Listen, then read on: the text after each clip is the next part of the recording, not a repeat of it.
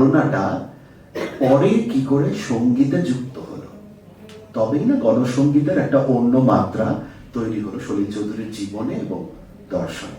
এই গণটার বীজটা আছে ওই আসামের দূর প্রত্যন্ত চা বাগানে, লতাবাড়ি চা বাগানে। এবং সেখানে কারা সেই চা বাগানের, আমরা জানি চা বাগানের কুলি কামিনরা হচ্ছে সাধারণ যে গণ তারা। এবং আসামের চা বাগান, আপনারা জানেন যে আসামের চা বাগানের একটা বিরাট ডিসপ্লেসমেন্টের ইতিহাস আছে, তাই না? আমরা যে পুরুলিয়ার বীরভূমের ঝুমুর গানে শুনি চল মিনি আসাম যাব, তো এই পুরুলিয়া থেকে, পশ্চিম থেকে, বাংলার দূর দূর অন্যান্য প্রান্ত থেকে যারা কোনোদিন চা গাছ দেখেনি, যারা কোনোদিন ঠান্ডার জায়গা দেখেনি, এরকম জায়গায় শ্রমিকদের নিয়ে যাওয়া হয়েছিল। এই যে ডিসপ্লেসমেন্টটা, এই ডিসপ্লেসমেন্টটা একইভাবে নানান ডিসপ্লেসমেন্ট। একদিক থেকে এটা অবশ্যই পেশাগত জীবিকাগত ডিসপ্লেসমেন্ট, এটাও একটা উদ্বাস্তু হওয়া, নিজের দেশের মধ্যেই আরেকবার শরণার্থী হওয়ার মতো ব্যাপার, উদ্বাস্তু হওয়ার মতো ব্যাপার। যে যেখানকার নয়, যে মাটি চেনে না, পুরুলিয়ার টাঁড় মাটির মানুষকে যদি এখন উত্তরবঙ্গের চা বাগানের সোদা মাটিতে গিয়ে ফেলে দেওয়া হয়, তাহলে সে সেখানে যেরকম ভাবে ডিসপ্লেসড ফিল করবে, যে উদ্বাস্তু বা শরণার্থী ফিল করবে, তাকে অন্য দেশে যেতে হবে না, এমন নয় যে তাকে বিদেশে পাঠিয়ে দেওয়া হয়েছে। এই তার কিন্তু স্বদেশের মধ্যেই তার একটা ডিসপ্লেসমেন্ট হলো। তো সেই রকম আসামের চা বাগানে সেরকম নানান ধরনের গণ, নানান জাতের মানুষ, সেখানে ওখানকার ভূমিপুত্ররা আছে, আবার সেখানে নেপালিরা আছে, সাহেবী চা বাগান, অতএব সাহেবরা সেখানে আছে, এবং সেখানে শিক্ষিত বাঙালি আছে, এই ডাক্তারবাবু আছেন এরকম, আর মদেশিয়া কুলি কামিন আছে। এই নানান একটা বহু বর্ণ বিচিত্র কিন্তু একটা মাস, সেইখানে একটা শিশুর জন্ম হচ্ছে, বা একটা শিশু প্রথম দেখছে একটা পরিবেশ, চা বাগানের পরিবেশ। এবং কি দেখছে যে তার বাবা ডাক্তার জ্ঞানেন্দ্রনাথ চৌধুরী, তিনি পেশায় ডাক্তার, কিন্তু সারাদিনের শেষে রাত 9টার পরে তিনি কলের গান চালান। কলের গানে কি চালান? কতগুলো ইংরেজি বাজনার রেকর্ড আছে। আমার একবার এই প্রশ্নটা আমাদের কখনো মাথায় আসে না, যে এই যে বিপুল অর্কেস্ট্রেশন সলিল চৌধুরী, তার তো কোথাও থেকে একটা স্ফুরণ হবে। আমরা জানি যে সত্যজিৎ রায়েরও একটা বিরাট ওয়েস্টার্ন ক্লাসিক্যাল মিউজিকের একটা ওরিয়েন্টেশন ছিল। তো সলিল চৌধুরীর ওয়েস্টার্ন মিউজিকের বা বিশ্ব সঙ্গীতের ওরিয়েন্টেশন কোথা থেকে এলো? এই জায়গাটা থেকে এসছে, এইখানে তার বীজটা।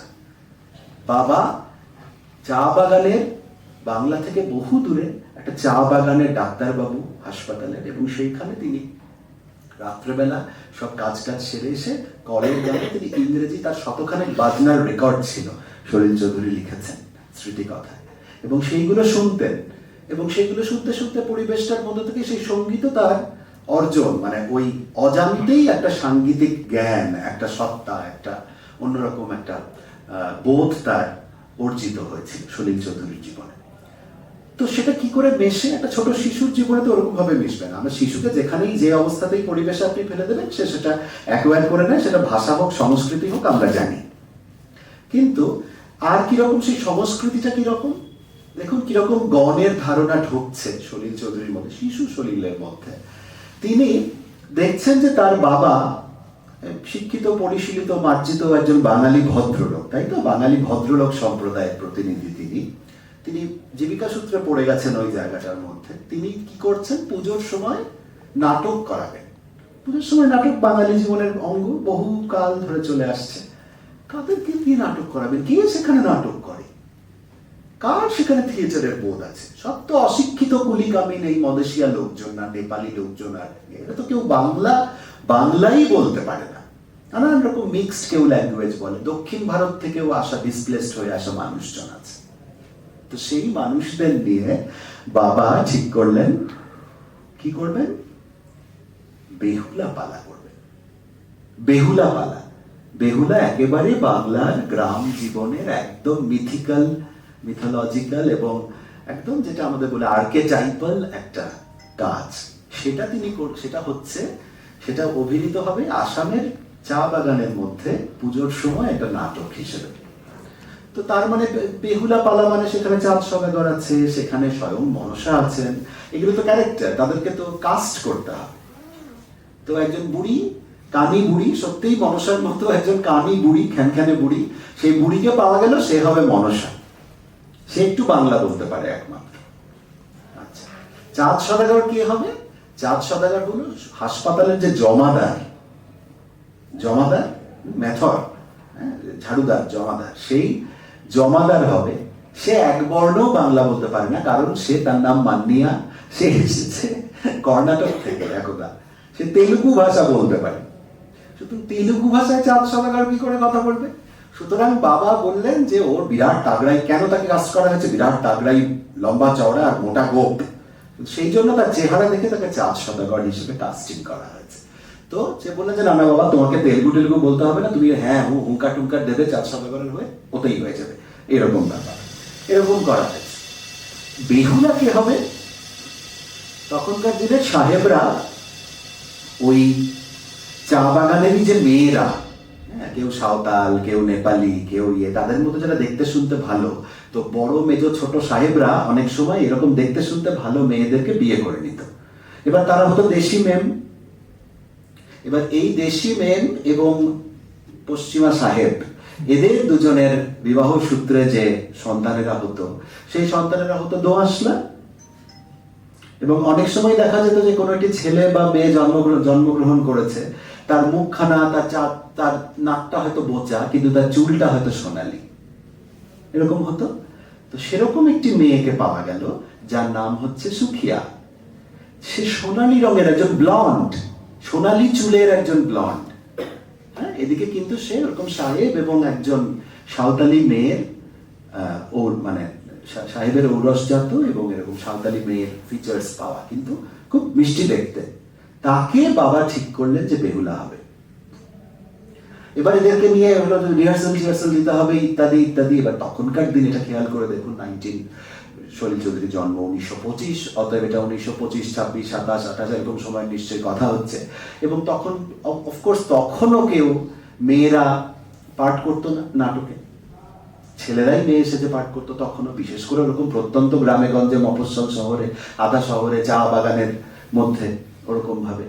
সুতরাং একটা বিরাট হইচই পড়ে গেল যে কি মেয়েরা অভিনয় করবে, তার উপর এই সমস্ত অশিক্ষিত অসভ্য লোকজন, ছেলেপুলে, মেয়েটে, এরা কি করে এসে মঞ্চে অভিনয় করবে, এইসব নিয়ে বিরাট হেউডেউ পড়ে গেল। কিন্তু বাবা একদম এক কাটটা, সলিল চৌধুরীর বাবা, যে এদেরকে দিয়েই আমি, এই গণকে দিয়েই, এই মাসকে দিয়েই আমি পালা অভিনয় করাবো, বেহুলা অভিনয় করাবো। এবং সেটা তিনি দেখছেন, শিশু সলিল সেটা দেখছেন। তারপর একটা বিরাট ক্যাঁচাল হলো এবং বলা হলো যে না, এরকম এই নাটক হবে না।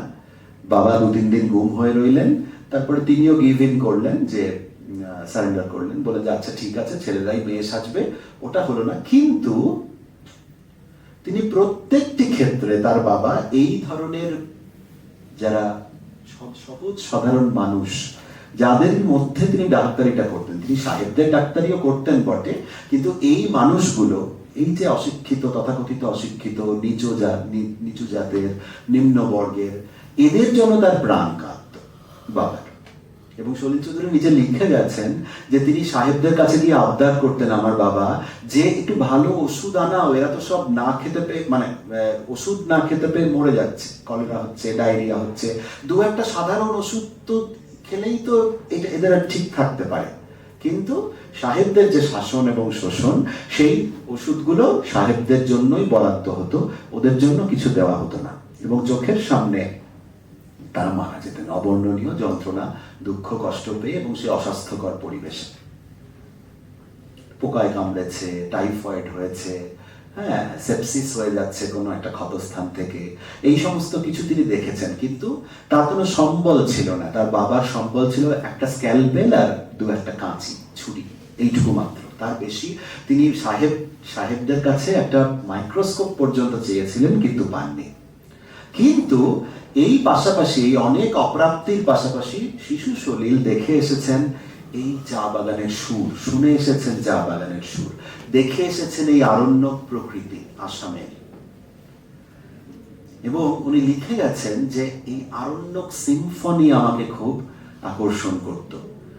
মানে আমি আছি একটা বন জঙ্গলের মধ্যেখানে, আমাদের ছোট্ট কোয়ার্টার্স বাড়ি, তার মধ্যে চারদিকে ঝিঝি পোকা ডাকছে, নানা